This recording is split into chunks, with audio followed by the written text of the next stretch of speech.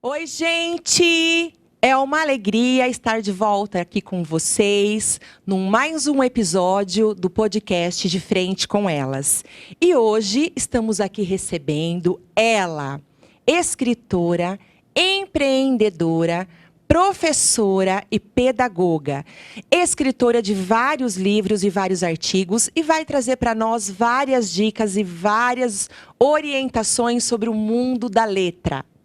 Né, Fer? É isso aí, gente. Hoje estamos aqui com a escritora Carla Magalhães, né? E é uma honra recebê-la, viu, Carla? Muito bom te ver aqui. E, Carla, conta pra gente, quando você percebeu pela primeira vez que escrever podia ser libertador? Olá, pessoal. Alô, meninas, né? Nós estamos aqui com a dupla dinâmica de duas Fernandas.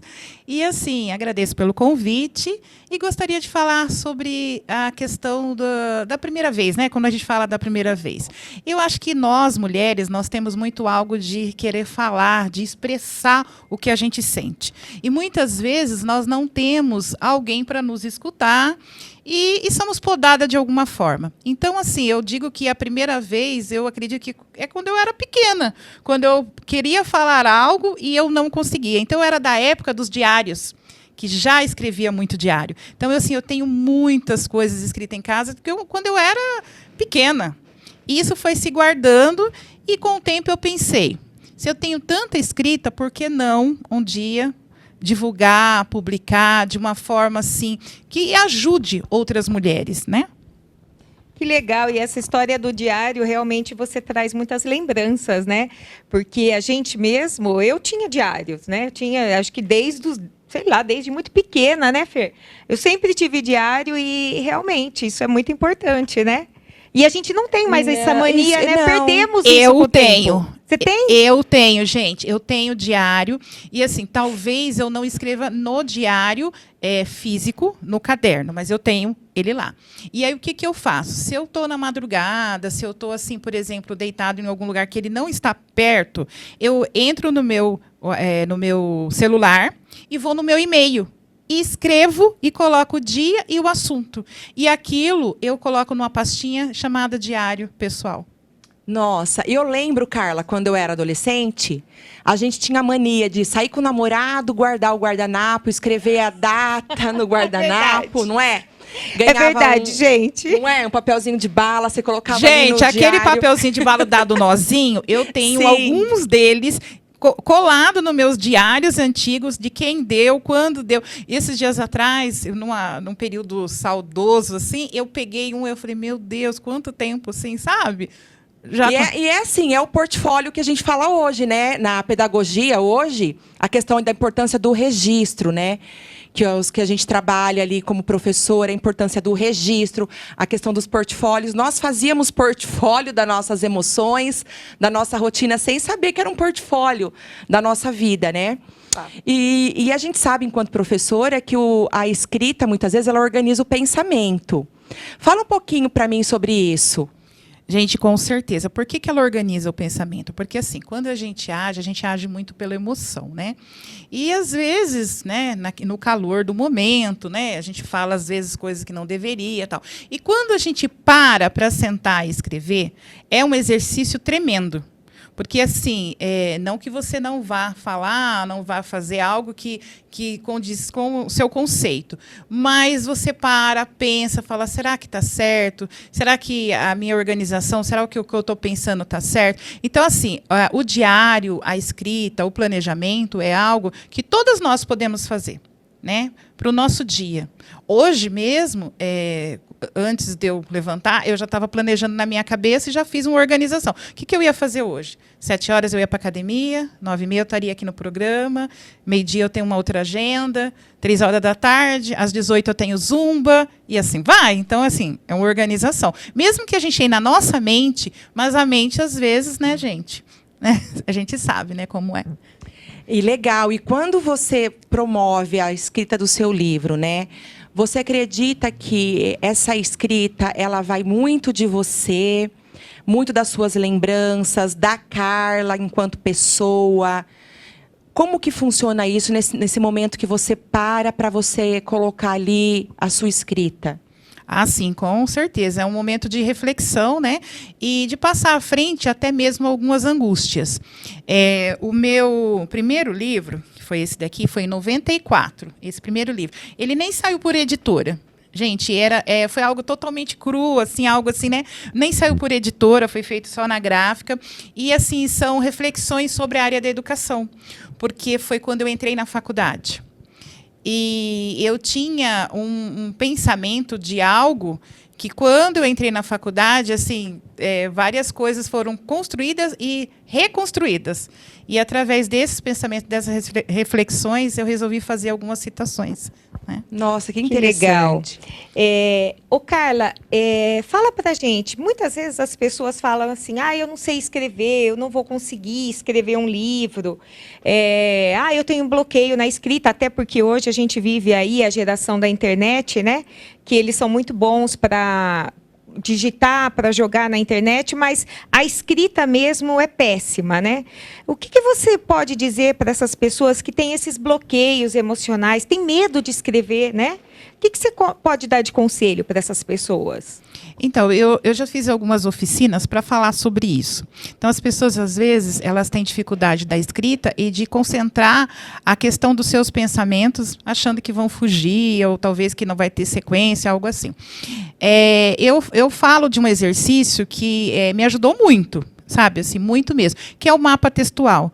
Às vezes, a gente tem palavras, assim, sentidos, assim, sentimentos de algo, e a gente não sabe como colocar isso no papel. Então, você coloca as palavras, chaves, e em cima dessas palavras, você vai transformando em frases.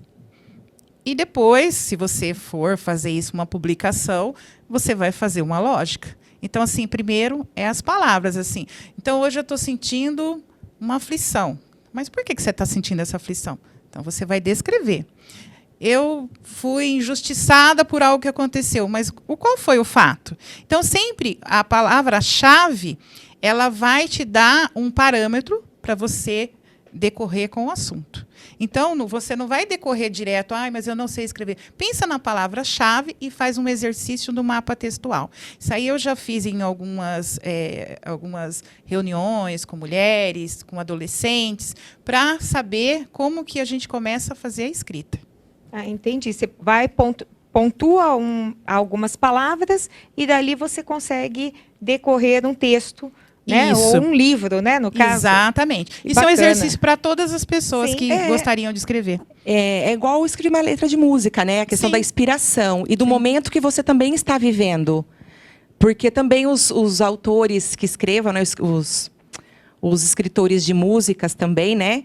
Eles também passam por esse momento, né? Às vezes eles não estão no momento de inspiração de escrever e está passando por um momento ali que vai estar dentro da música, dentro da letra da música. Escrever também, acredito eu, escrever um livro também passa por essa técnica, né? E falando um pouquinho dessa técnica, Carla, escrever ela vai muito mais além de uma técnica, né? Ela passa por essa questão das emoções, do que você está vivendo no momento, da história, política. É muito sobre isso, não é? Sim, é exatamente do que você sente, né? A escrita, ela é algo libertador, porque é o que você sente, que muitas vezes talvez você não fale, mas que você pode colocar no papel, né? Então, é bem libertador. Nossa, eu lembro quando eu dava aula também, nós estávamos até conversando ontem. Muitas vezes, os alunos, eles têm esse medo de se colocar em público, ou de perguntar, de receber uma chacota do coleguinha da sala. Então, eu tinha muito essa dinâmica de ter a caixinha de perguntas, onde fazia estimular a criança a escrever para perguntar, né? O que eles queriam perguntar, porque às vezes, muitas vezes a escrita ela traz uma insegurança. Porque eu vou escrever errado, também não quero me colocar. Você sente isso também na pedagogia? Sim, quando eu dava aula para o Fundi 1, né, para o fundamental, mais para o fundamental, eu fiz um exercício, vários anos, do diário da sala, né? E esse diário da sala tinha o nome de todas as pessoas e tinha, assim, citações do que eu fiz de bom e o que eu não fiz. Então, por exemplo, o aluno ele tinha uma dificuldade da leitura. E aí ele tinha a página dele. E quando eu sabia que tinha essa dificuldade, eu acho assim, eu quanto educadora, eu penso assim que quando a gente vai lidar com os medos, a gente nunca pode lidar com os medos expondo as pessoas. Então, a gente tem que trabalhar os medos, mas não sem expor. Então, o que nós falamos ontem, né? A gente tem que saber lidar com isso. E para a gente saber lidar com isso, a gente tem que ouvir. E muitas vezes, talvez a pessoa não queira falar, mas ela pode escrever. Então, nesse meu diário, então tinha o nome de cada um. Então, quando existia uma situação assim, eu falava, gente, vocês vão falar se vocês, por isso, tal. Mas ele ia escrever no livro, assim, em 2 linhas, era em 2 linhas. Colocava a data e escrevia. Então, quando eu fazia reunião de pais, eu tinha aquele diário. Só que o nosso combinado era nenhum ver a página do outro. Então, o diário ficava em cima da mesa, e quando eles faziam coisa errada também, eu falava assim, olha, tal, X pessoa. Gente, vem aqui, senta aqui do meu lado. Eu não chamava atenção na frente de todo mundo. Senta do meu lado. Aí eu olhava para ele e falei, você viu o que você fez? Agora, você escreve aí, o que você acha que você fez? Aí ele escreve, olha, eu xinguei o amigo, porque não sei o quê, papapá. E ele colocava ali. Que bacana. Sabe, assim? Sim. E eu não precisava falar, por que você fez isso, que não sei o que, na frente de todo mundo. Ele sabe o que ele fez, entendeu? Sim. Carla, aproveitando esse gancho, quando uma pessoa começa a escrever sem filtros, né? Sem filtros, porque isso eu acho que é o principal, você escrever sem filtros. Quais são os tipos de sentimentos que começam a aflorar, que começam a vir? Então, quando a gente vai fazer a escrita, a gente vai colocar algo que a gente sente, né? E que nada vá abalar questões de princípio das outras pessoas, porque você não pode falar como se fosse 100% a dona da verdade, né? Você tem que também se colocar no lugar das pessoas. E aí, pensando nisso, você vai ter que ser de uma forma clara, né, que você vai entender que alguém já passou por essa situação. E é uma coisa muito assim que eu aprendi, que você, quando for escrever, você nunca vai atacar a pessoa. Você pode pensar o que a pessoa fez. Você vai atacar o problema com uma forma de solução. E a palavra ataque não é ataque de forma de você discutir, não. É de você atacar de uma forma que exista a solução para aquilo. Ah, tá. Então, você sempre pode se colocar, mas dando uma solução. Exatamente. E isso daí é muito complicado, né? Porque Sim. as pessoas sabem atacar, mas dar a solução é bem conturbado, né? Exatamente isso que acontece. A pessoa ela pode chegar em você e falar assim, olha, Fernanda, você está fazendo errado, você, né? Então, quando ela fala você, ela já está te atacando. Ela não está falando assim, olha, eu acho que a forma que está acontecendo é diferente. A forma de estar acontecendo é a situação. Olha, Fernando, o que você está fazendo é um ataque pessoal a você. É diferente. Nossa. E a gente sempre fala também, né? Porque quando você acabou de citar, quando a gente se propõe a escrever, ou seja, uma carta, um livro, ou um texto no WhatsApp, a preocupação que o escritor tem que passar, né, Carla? De como a pessoa do outro lado vai fazer esse entendimento, porque cada um tem uma interpretação de alguma coisa. Então, esse cuidado, esse autocuidado no que essa mensagem vai levar. Fala um pouquinho sobre isso. Olha, livro é uma situação assim. Agora, eu vou falar uma coisa para você. Mensagem do WhatsApp, gente, tem que tomar muito cuidado, que a pessoa vai entender. Quando você quer falar algo, primeiro, não dá para falar tudo por mensagem. Vamos falar, o primeiro filtro é isso. Porque você nunca sabe quando você vai pegar a pessoa. Se você quiser citar a situação, e assim, em linhas gerais, eu sempre coloco depois 3 pontos. Eu nunca termino aquilo, porque eu prefiro falar pessoalmente. Mas se é algo que eu preciso falar e é emergencial e não dá para falar pessoalmente, eu coloco assim algo mais curto e 3 pontos, até mesmo para a pessoa ficar, sabe, assim, interrogando e ligar. Explica para a gente por que desses 3 pontos, porque a maioria das pessoas não sabem pontuar, inclusive eu. Então, os 3 pontos é quando você precisa terminar a conversa. Você não terminou. Existe ainda uma situação. Entendeu? Então, por exemplo, você me pergunta, por exemplo, se você tivesse me mandado uma mensagem, Carla, você pode vir ao programa? Aí eu falaria, sim, com certeza. Vamos falar sobre 3 pontos. eu não falei. Aí você vai falar, sobre tal, tal. Beleza, então a gente segue a conversa. Que legal, gente. Os 3 pontos servem para muita coisa, gente. É.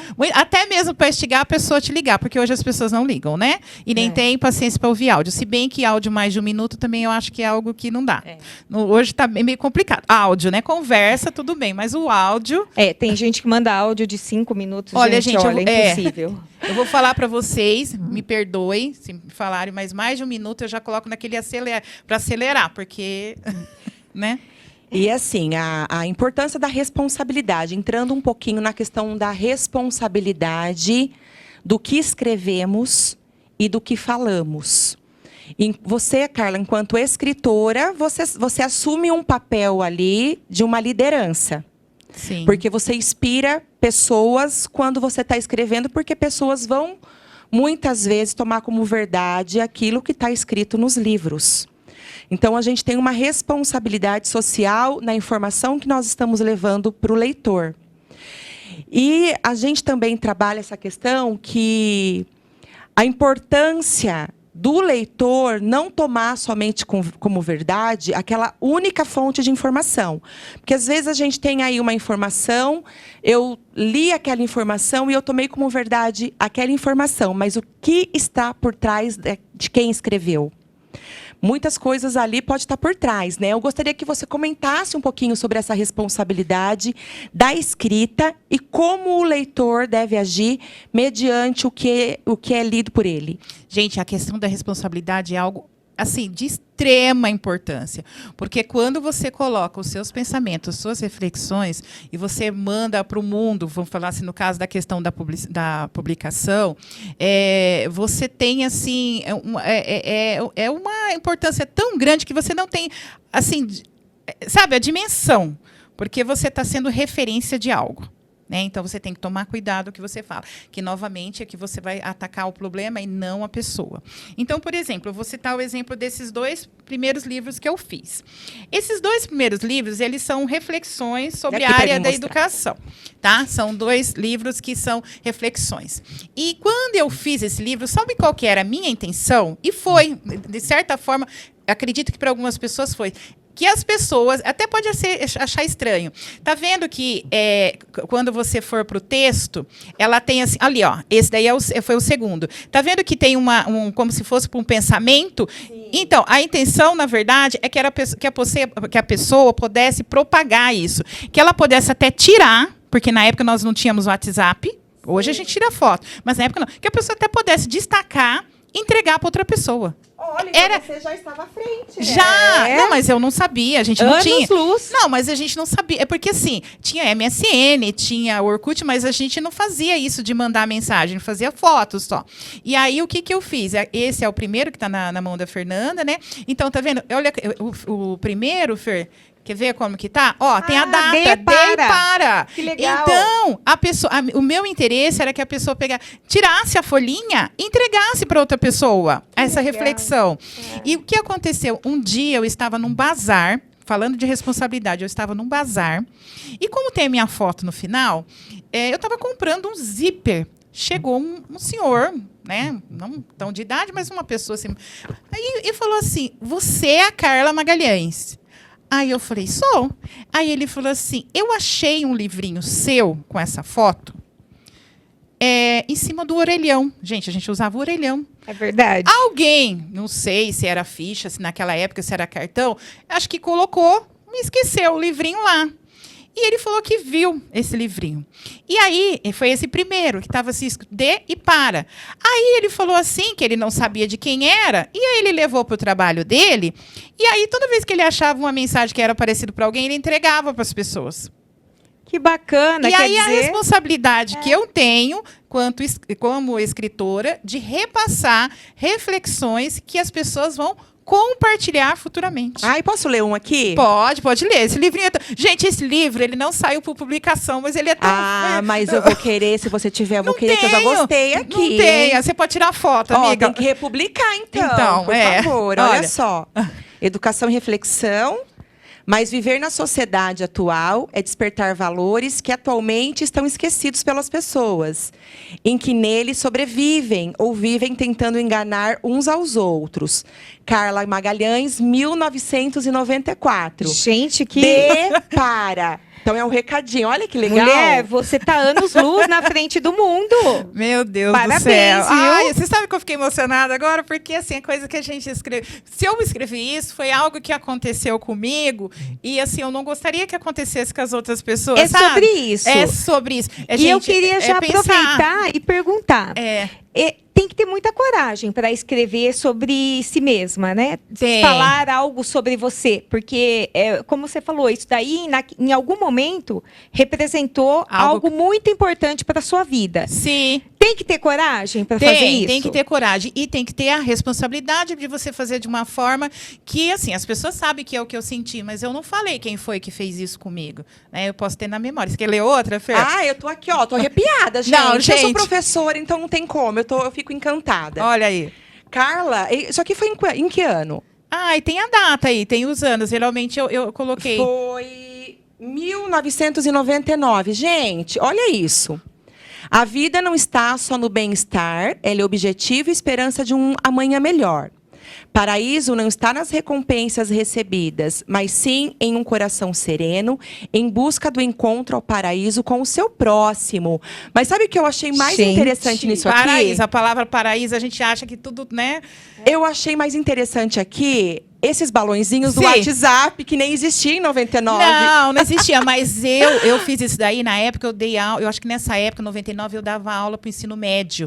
E aí eu fazia muito isso, e às vezes eu dava para os meus alunos e colocava dentro desse balãozinho o nome deles. Quando eu sentia alguma coisa assim, eu pegava gente, esses livrinhos eu tirei muito e dei, sabe, assim? Tipo, Que tirar as graça. folhinhas. Gente, a gente precisa disso pro dia a dia. Gente, olha, eu já sugiro que você republique isso. É, Que é um tesouro guardado. Gente, e na época, isso aí foi feito, eu não tenho, era disquete, o computador era disquete. Disquete, gente, Era sabe disquete. o que é disquete? Acho que tem muita gente que está ouvindo aqui não Era sabe o que é disquete. Você colocava no CPU e assim, eu não tenho mais, isso aí eu teria que digitar, fazer tudo, eu não tenho mais. Você não tem mais? Não, gente, isso aí foi disquete? Não tem. Eu não sei nem onde está esse arquivo. Por exemplo, porque e-mail, eu nem sei como era naquela época. Eu lembro que a gente salvava no disquete. E eu não lembro da questão do e-mail. Não tinha WhatsApp, eu tenho certeza. Era só MSN ou Orkut. Então, assim, era em disquete. Quando eu digitei... Na verdade, o de 94 foi feito na datilografar. Eu tinha...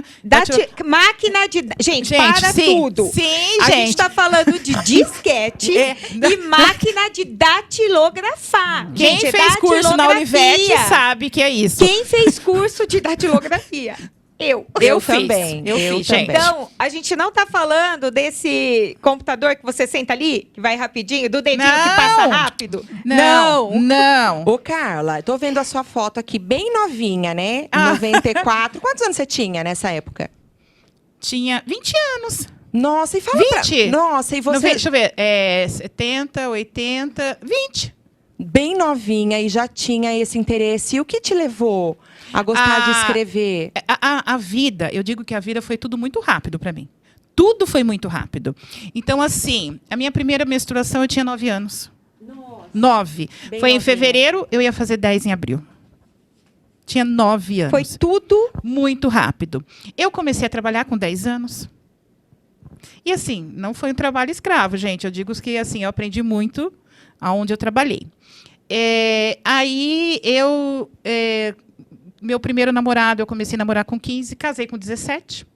Fui mãe também com 17, então foi muito rápido. Então, assim, com 17 anos, eu ia fazer 18, eu já era mãe e já estava entrando na faculdade. Entendeu? Nossa! Então, foi tudo muito rápido. Aí, entrei na faculdade, o primeiro ano que eu fui para a faculdade, já fui para a sala de aula. E depois da faculdade, da sala de aula, aí depois teve pós-graduação, teve concurso público, aí teve tudo foi muito rápido. Aí hoje as pessoas falam, eu vou completar 52 anos. Aí hoje eu estava na academia e tinha um rapaz rapaz lá, um jovem, ele falou, ai, que bom que você veio. Eu falei, ai, legal. Aí ele falou assim, eu vim hoje cedo porque... Eu achei tão engraçado essa parte, gente. Ele falou assim, porque eu não fui para a escola. Eu falei, onde você estuda? Aí ele falou o nome da escola. Eu falei, você conhece o professor tal? Aí ele pegou, eu falei para ele falou, conheço, ele dá aula para mim. Por que ele já deu aula para você? Aí eu olhei para a cara dele e falei, não, eu já trabalhei com ele. Mas você já deu aula? Eu falei, 31 anos eu dei aula na minha vida. O quê? Hoje você está aposentada? Sim, eu aposentei em 2024. Também tudo muito rápido. Até a sua aposentadoria, né? Sim. Que delícia! Mas eu não parei, né? Sim. Como eu digo, assim, eu faço algumas oficinas em alguns lugares. A gente faz algumas palestras. Esses dias atrás eu estava em Americana, né? A gente fez um trabalho lá na Unisal, tal, né, com o pessoal lá. E assim, a gente não para, né? Tem a questão do empreendedorismo, tem a questão da escrita. E quando ele olhou para mim e falou assim: "Ai, você já foi aluna?" Eu fiquei pensando, eu falei: "Gente, o que passou pela cabeça dele se eu fui aluna?" Ô, Carla, mostra um pouquinho dos seus livros para nós. Sim. Mostra lá pra gente. Tá, já. Gente, então ela tá com os 2 primeiros, né? Esse daqui eu demorei muito tempo para escrever, que é sobre o projeto Mais Água, Mais Vida. Na verdade, não foi a escrita, foi a publicação. Porque eu queria que fosse algo pela editora, tudo certinho. Mas, assim, o relato desse livro aqui, o trabalho dele foi de muitos anos em sala de aula, experiência em sala de aula. O projeto Mais Água, Mais Vida, ele fala sobre 14 temas sobre a água, todos ligados sobre a água. E ele dá para trabalhar tanto na escola, como na empresa, como no comércio, como com os pais, né? Vários pais até compraram esse livro, tá? Esse livro ele já chegou a 700 exemplares vendidos. Ele foi assim o maior o maior público que eu já tive. Então é o Mais Água, Mais Vida, volume 1. Aí, a minha grande paixão é a educação de jovens e adultos. Pensando na educação de jovens e adultos, a gente não acha publicação. É muito raro uma publicação. E eu queria muito colocar isso na escrita. Por quê? Porque a gente percebe que tem um número grande de pessoas que estão se formando e que muitas vezes vão para a educação de infantil, para a educação formal, normal das crianças. E quando vão para a EJA, tem muita dificuldade, porque a educação de jovens e adultos, ela não pode ser infantilizada, ela tem que ser conforme a realidade, porque senão você desmotiva o adulto. Então, eu fiz esse livro que chama-se assim, Atividades e Projetos para a EJA. Educar não é só mostrar caminhos, educar é caminharmos juntos. Como que eu vou mostrar o caminho para um adulto sem eu caminhar junto com ele, com a realidade Carla, dele? só não te interrompendo. Mostra rapidinho, porque a gente já está quase encerrando. Só mostra gente, os que pena. títulos. Olha só. A gente vai marcar um outro encontro. Olha, Projeto Mais Água, Mais Vida, volume 2, porque esse aqui tem 16 temas. Esse aqui, Projeto Político Pedagógico. Excelente. Esse aqui, excelente, é voltado à área da educação ambiental. Esse aqui, Mulheres de Superação, são 12 temáticas excelentes sobre mulheres. Dá uma olhada aí, vocês que são da área das mulheres. Esse também eu tenho, eu li, é são maravilhoso. Excelentes. Esse aqui, olha, é Raízes e Alicerces. O que é Raízes e Alicerces? O que a gente tem que trabalhar na família, na escola, na empresa, na igreja, nos meios, na comunidade, 12 temas extremamente importantes. Esse também eu li, é fantástico. Olha os temas como são importantes desse aqui também. Esse daqui que eu amo, que é a questão da liderança, que é o trabalho de um grande líder, de uma grande líder, né, para que ela motive seus colaboradores, né? E o mais novo, Educação e Reflexão, 25 temáticas da área da educação. Novinho, saiu agora de 1º de dezembro e vamos trabalhar muito com ele ainda. Olha, Carla, esse eu tive a honra de escrever fazer um capítulo. Tive a honra. E eu incentivei muito ela porque ela falava, ai, não sei o quê. Todas as pessoas, e eu lá incentivando porque ela tem uma experiência muito boa. Carla, você, na verdade, a gente tem assunto para vários programas, né? Mas esses 2 livros aí, olha... Já está aqui comigo. Depois eu vou pensar se eu vou devolver ou não. Só tenho esse. Gente, esse aí eu só tenho esse, não tem. Não tem nem a venda. Eu vou ter que ler primeiro. A Fer tem, ela te empresta. Carla, a gente gostaria que nesses últimos minutos você fizesse suas considerações finais. Se você quisesse deixar alguma mensagem aí para o nosso público, fica à vontade. Gente, eu vim aqui, né, para falar com vocês. A gente aprende todo dia. E aqui foi um momento assim de muita relevância para a gente estar fazendo essa conversa. Espero voltar, porque a gente tem muito assunto para falar, né? Estou à disposição, se alguém quiser fazer um bate-papo, uma conversa. Me siga lá no Instagram, Carla Magalhães Pedagogia. Tenho outros Instagram, mas assim, falando de leitura, então é Carla Magalhães Pedagogia. Está aberto, pode mandar no direct, a gente pode conversar. E assim, a educação, gente, é algo inspirador. E eu não falo da educação da sala de aula, eu estou falando da educação, esse aqui, ó, nós estamos num período de educação, que uma está aprendendo com a outra, a gente aprende, sempre aprende. Então, voltando à frase do livro da EJA, educar não é só mostrar o caminho. Carla, Fernanda, eu não tenho que falar para alguém que você tem que fazer isso, porque eu não sei a realidade do outro. Então, educar não é só mostrar caminho, educar é caminhar junto. Por que caminhar junto? Porque você não sabe o que o outro está passando. Às vezes, o que ele precisa não é que você fale que ele precisa fazer, mas é de uma mão amiga para você caminhar junto.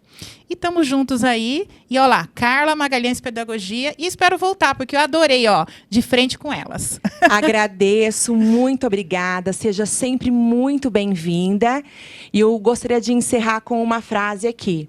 Que ninguém sabe tanto que não possa aprender mais. Fiquem todos com Deus aí e encerramos mais um episódio no De Frente com Elas.